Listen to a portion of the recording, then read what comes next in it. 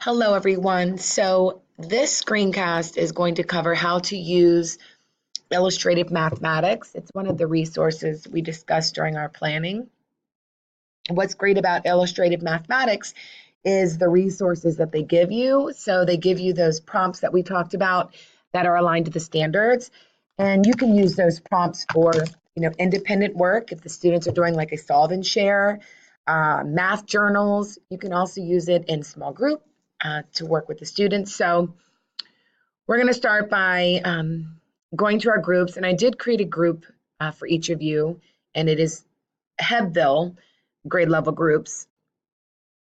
So you would go to your Hebville grade level group, and you're going to go to resources. And I linked it for you. So when you click on this link, it will take you to your grade level. But if for some reason it takes you to the home page, which looks like this, you would just go over to the left. It looks like these little stairs here, and you would click on that, and that's where it brings you to the content standards.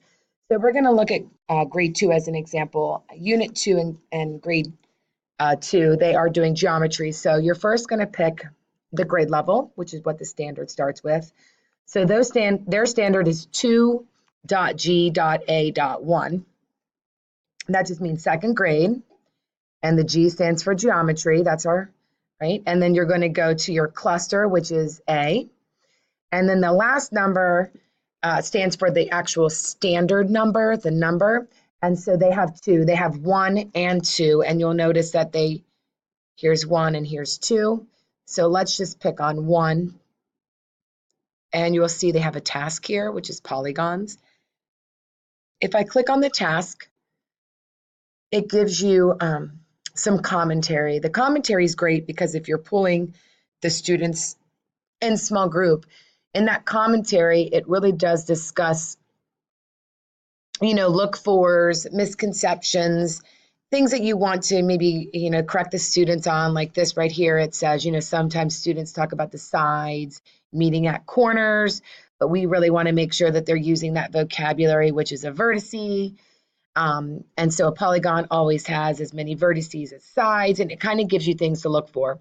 This is also important, even if you're not using it for small group, but if the students are doing any kind of solve and share and they're responding, whether it be in a journal or like an online discussion post, you want to reply back and make sure that they're using the correct vocabulary and that they don't have any misconceptions. So the commentary is kind of important to read. If you click on student view, this is what the student view looks like. All you have to do is print task.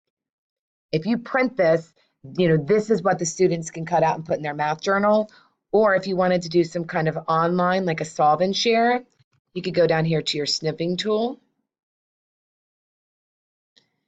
And you could snip this and post this image right here in on like a discussion post in Schoology. So let's get out of that. I'm going to show you one more time really quickly. So you would go to,